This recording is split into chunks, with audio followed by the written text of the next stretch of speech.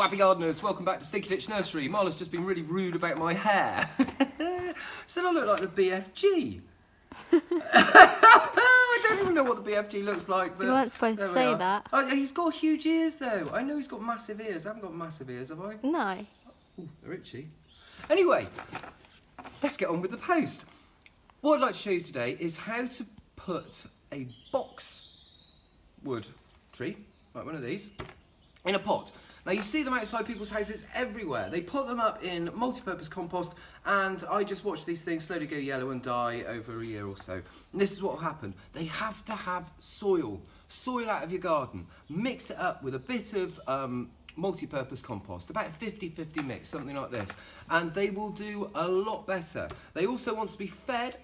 Anything you grow in a pot, it will need to have some food now and again. So put on some slow release fertiliser or something like that.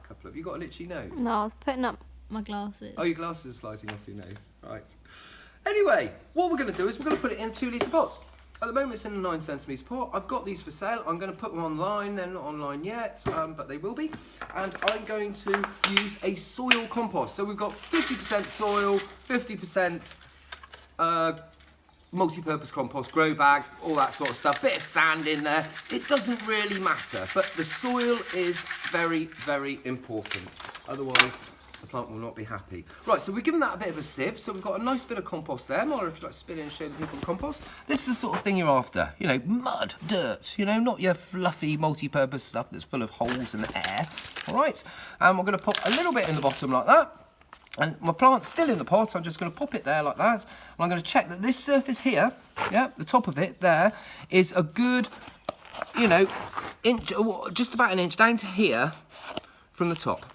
Because what we're going to do is we're going to leave a gap at the top of the pot so that when we water it, the water will sit on there and then seep down to the roots below. If we don't have a gap at the top and we fill it right the way up, water is only going to sit on the top and just go down a little bit and it won't get to the roots. So this is what we need to do. So we put a bit in the bottom, we've checked it's the right height. I'm going to pop it out of the pot like this. Like that, there we go. Give the roots a little bit of a tease, which means to just sort of give them a bit of a gentle rub like this so it pushes them out in different directions a little bit. That's all you have to do. This one's a little bit pot bound, but nothing terrible. It'll be fine. Now we pop him in like that, making sure it's in the middle and reasonably upright. There we go. And then I'm going to pop the compost around the edge like that. And we'll give it a good press down with the fingers around the edge. You do not want any air holes in there. Give it a good tap down like that, get any air out. And there we are. Now, if we were to leave this like this, these growing tips, Mara, if you can look at how plants grow. It's so fascinating. It really is fascinating if you have a look. Just look at the plants in your garden now. We've all got time on our hands.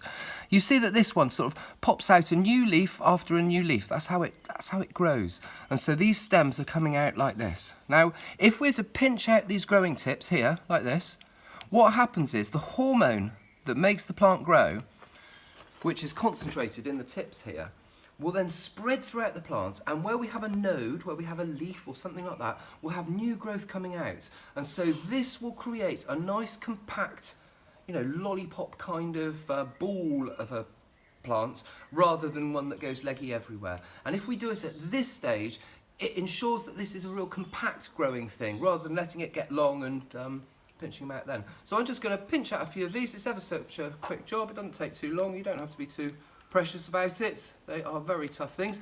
There has been a horrible caterpillar going around, destroying box hedges everywhere. Lots of stately homes have been hit by it.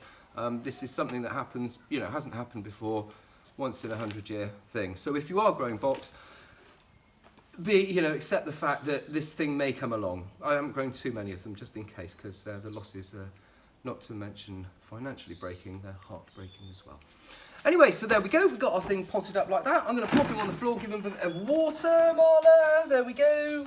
And this will help all the roots find their lovely places where they want to go. And there we are. That'll drain through nicely. And we can just stick that outside. Like I said, I see a lot of people, it's a very popular plant. But you've got to grow it in soil. If you don't grow in soil, it will perish. It will not last more than a year, and it will start looking really tatty. If you grow it in soil, you will get a lovely plant and feed it properly, and there we go. This has been Robbie Phoenix down at Stinky Ditch Nursery with Marla on camera, planting up our box tree. Thanks for watching.